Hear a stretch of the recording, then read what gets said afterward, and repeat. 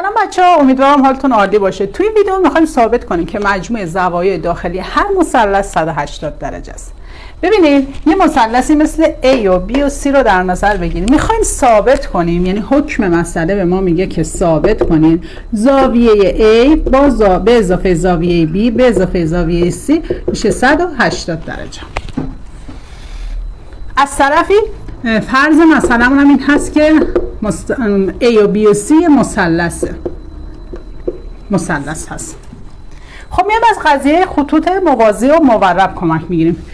یه خطی مثل D رو از رأس B موازی با خط A و C رسم میکنیم. بچه این خط A و C با این خط D موازی هست، پس می نویسیم D موازی با A و C. از طرف یه موربی مثل A و B میاد اینا رو قطع میکنه. این مورب A و B رو در نظر بگیرین. پس مورب A و B میاد اینو قطع میکنه. زوایایی که تشکیل میشه اینو میذاریم زاویه B1 B2 و B3.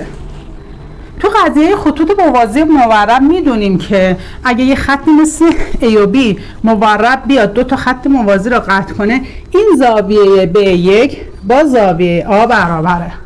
پس می نویسیم زاویه A مساویه با زاویه B1.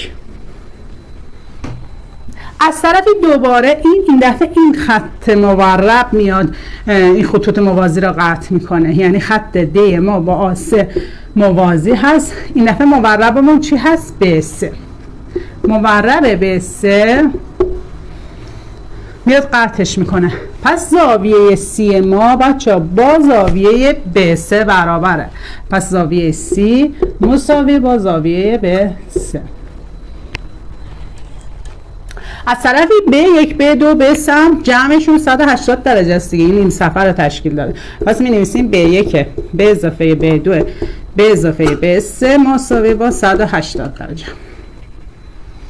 بچه به جای B1 مساویش A رو میذاریم. اینجا میذاریم A به اضافه B2 رو هم که می نویسیم به اضافه به جای B3 زاویه C رو میذاریم. اینا همش زاویه میشه 180 درجه.